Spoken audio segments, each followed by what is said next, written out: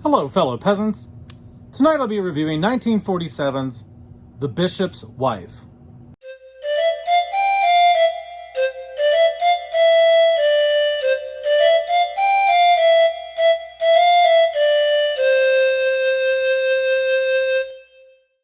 Alright guys, so I finally got around to watching The Bishop's Wife.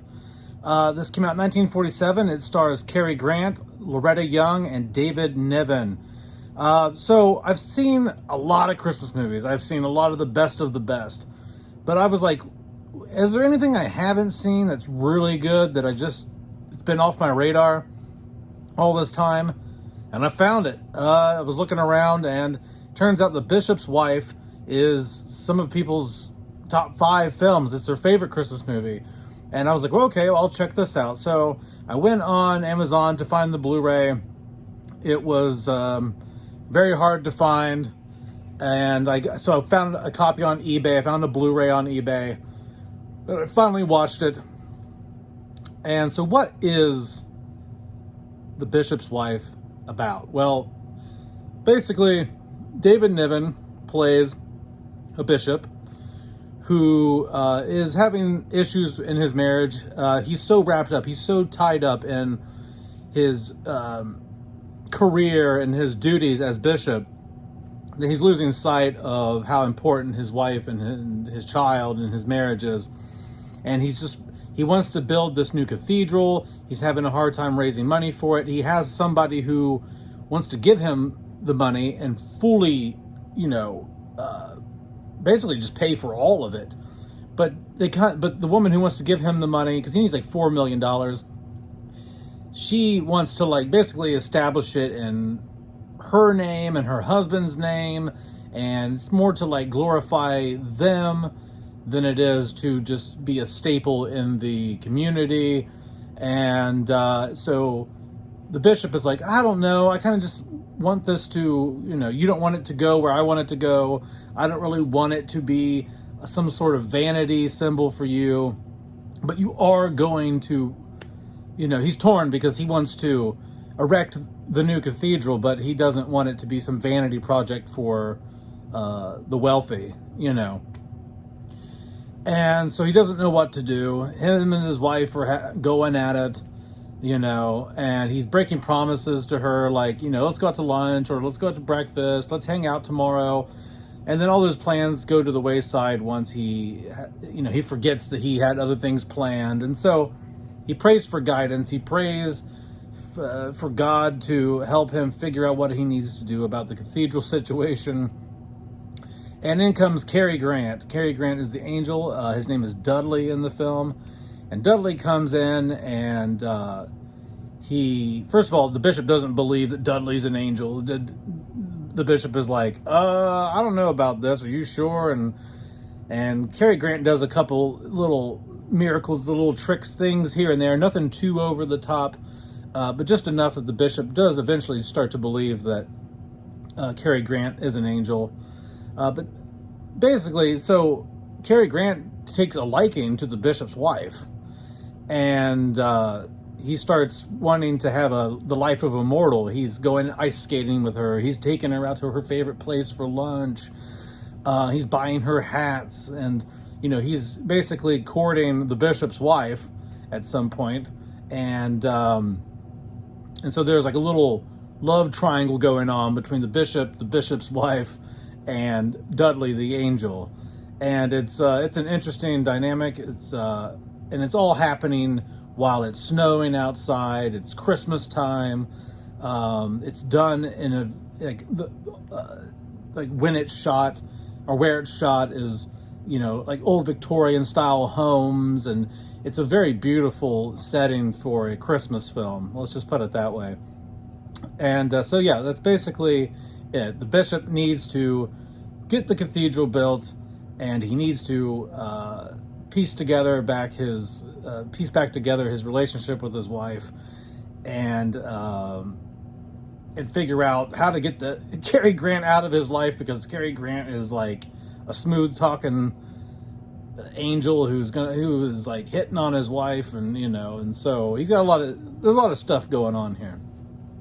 What do I like? What do I not like about The Bishop's Wife. What I like is it's a very feel-good movie. Like when you watch it, it just has that old classic charm to it. It has that gravitas. It's a very classy film. That's to be expected from the 1940s, and with Cary Grant involved. They have the transatlantic accents in here that make it feel even a little more elevated than a normal film. I like the Christmas setting. I mean, this film is just littered with snow and Christmas trees and imagery of angels and churches and Victorian homes at Christmas time and Christmas shops and ice skating. And it's just a very beautiful film, just setting-wise. The cinematography here is also excellent. It's a black and white film, obviously. It's an older film, so this isn't a very crystal clear image on the Blu-ray. Certainly better than, I'm sure, what the DVD looks like. But it's not the clearest picture, but it still looks good. It's good enough. And it's not as good as, like, I would say, like, if you're looking for probably the best black and white transfer I've ever seen for a film. This is a side note, really, but It's a Wonderful Life looks great on, like, 4K Blu-ray, okay?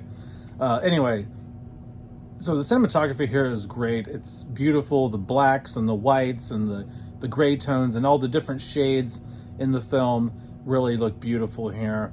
The print looks great. There's no damage, it seems. I like Cary Grant in this film, man. He plays the angel so well. And it's interesting because David Niven was actually cast first to play Dudley. And I can't say that I could really, like, now that I've seen the film, I can't really say I can see it any other way. Like, Dudley has to be played by Cary Grant, because the whole point of Dudley is that he's a good-looking ladies' woman. He's a charmer. He's smooth. And David Niven just doesn't fit that bill. Not that David Niven is some ugly guy or nothing, but it's just kind of like, it works out better that Cary Grant is the charmer. David Niven would not have played Dudley anywhere near as good as Cary Grant. So I'm glad that they switched roles. What else do I like about the film? I like the acting in here. The acting is great. Everyone gives a really good performance. The special effects in here are great. There's scenes where I'm actually like, how did they do this in 1947? How did they achieve this? Like, there's a scene, for example, where they're drinking wine at a professor's house and they're running out of wine. The wine glasses are empty, and Dudley makes more wine show up in the wine glasses, and the wine glasses just slowly fill back up while no one's looking. And I was like, interesting. I wonder how they did that. And I thought, well, maybe they had someone under the table shooting wine up through the stems into the glass.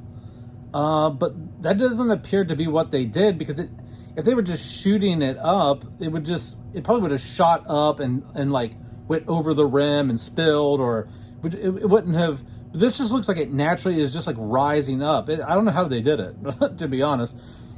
There's also a special effect where Dudley is in the bishop's office, and he has these cards. He's filing these cards or something, and he's moving his hands around, and these cards are floating around magically and like being filed away.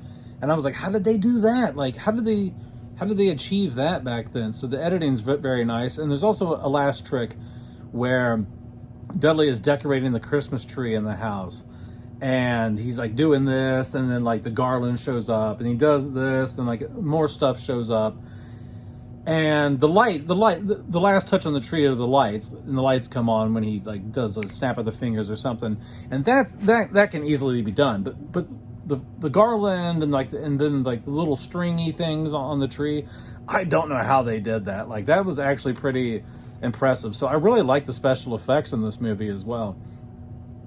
The pacing here is even excellent. There wasn't like a moment where I was like, okay, what are we doing here? We don't need to do this. Everything helps to aid the story. Like, there's nothing here that you feel like, okay, this doesn't add or contribute to the story at all. We're just wasting time here. Everything is needed in the film, I believe. In terms of negatives, my main negative is how unbelievable it is that Loretta Young, the bishop's wife, how quickly she kind of just falls for Dudley. She's infatuated with him almost from the start, from the moment he shows up to the house. And I just think as somebody who, I get it, her and the bishop are having having issues, but my God, she was wanting to jump Carey Grant's bones as soon as he walked in the house. I'm just kind of like, there could have been a little bit more of a gradual arc, you know what I mean, of her going from, what a nice gentleman, what a nice charming gentleman, to like, oh man, like I really like you, like she kind of just gets there too fast, in my opinion. And that's about it. I really don't have I don't really have any other complaints. It's really a really damn good Christmas film. I was actually really impressed by it, and I'm glad that I purchased it. There is one caveat, and this has nothing to do with the film, but this is the transfer. I just want to warn you guys, if you want to buy this film and you want it on Blu-ray, it can be found on Amazon. It can be found on eBay. Hard to get a new copy. Unless you want to pay $60. I paid $30 for a used copy of the Blu-ray. There are issues with the Blu-ray. There's two versions of the Blu-ray. There's the one with a error on it, and there's one without an error on it. So the error comes at 29 minutes and 48 seconds. And the disc with an error shows a brief, quick 1 second of a scene later in the film. Another error in the film is it cuts out some dialogue towards the end between Dudley and the bishop's wife.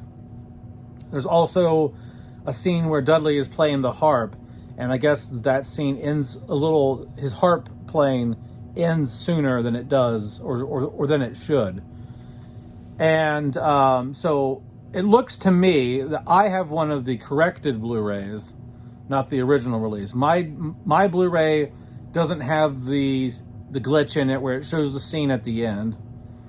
The harp playing doesn't seem like it's cut off for me, but there still is the missing dialogue between Dudley and the bishop's wife at the end.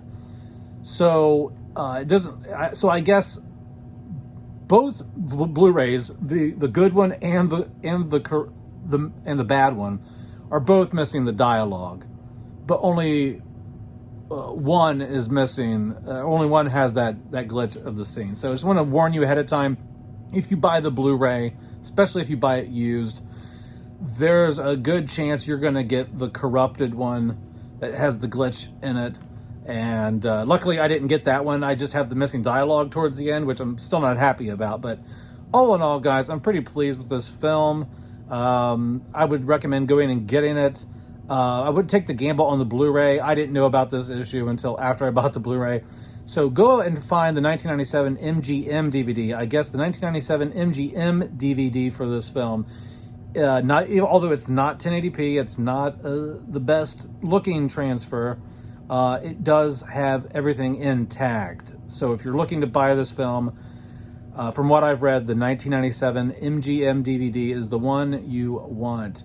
All right, guys, that's about it. I really enjoyed this. This is a fantastic Christmas film. And even the errors that I have on this Blu-ray aren't enough to ruin the film by any means. It's just, I'm nitpicky. So anyway, I really enjoyed it. I hope you enjoyed it. If you haven't seen it, go watch it. If you have watched it, please comment down in the comment section below and let me know what you think about 1947's The Bishop's Wife. Have a good one, peasants. Peace out. Bye-bye.